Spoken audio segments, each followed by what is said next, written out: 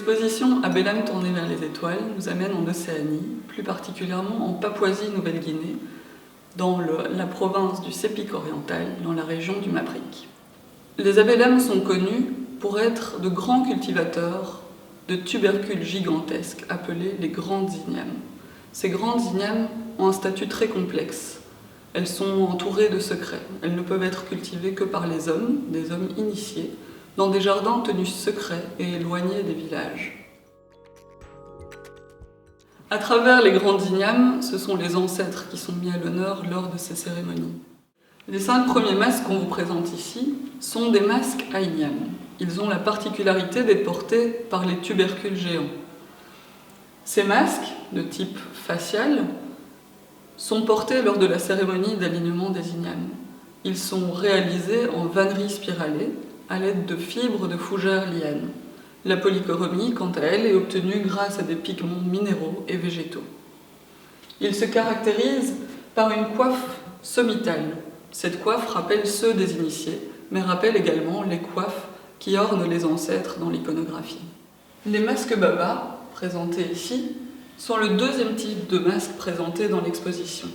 Ce sont des masques Om, portés cette fois par des hommes. Ils étaient portés lors des initiations.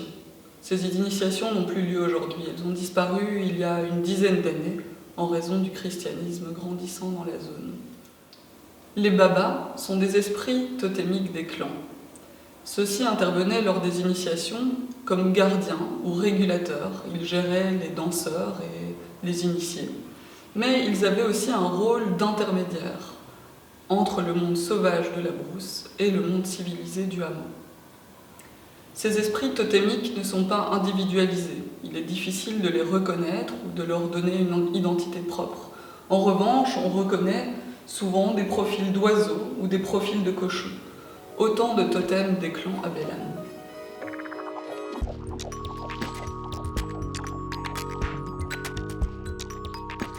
Dans la première partie de l'exposition, on vous propose une scénographie tout à fait classique qui rappelle celle des galeries d'art. Les masques abelames sont alors présentés dans leur vision classique à l'occidentale, avec la coiffe sommitale toujours au sommet du crâne. Donc dans cette exposition, on montre la thèse de Marc Assayag, qui est un collectionneur et galeriste canadien, et qui a écrit un livre qui s'intitule « Les étoiles sont des yeux ». Donc d'après lui, les masques abelames sont faits pour être vus dans plusieurs sens. Et on présente ici les masques également pour pouvoir réexaminer notre vision traditionnelle européenne qui est généralement frontale et pour pouvoir voir que ces masques sont réellement visibles et forment des visages anthropomorphes ou zoomorphes selon la manière dont on les regarde.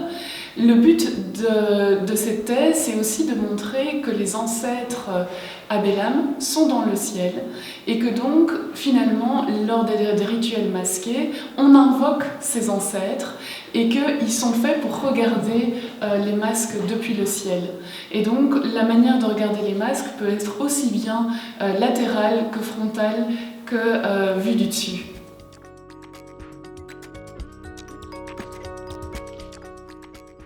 Dans les 2 dernières salles, on vous propose une expérience visuelle inédite. Celle-ci se passe de mots, plus de texte au mur.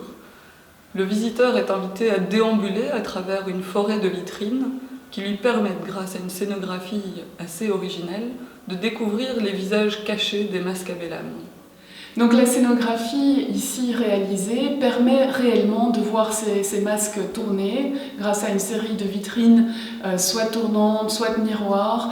On a une salle également où on invite réellement le visiteur à s'interroger sur le regard qu'il porte sur ces masques, notamment à travers des miroirs. Et donc on aperçoit les masques de manière fragmentaire ou particulière.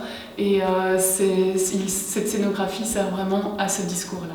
Dans la dernière salle de l'exposition, le ciel est au sol. Le visiteur regarde alors les masques comme s'il se trouvait dans les étoiles.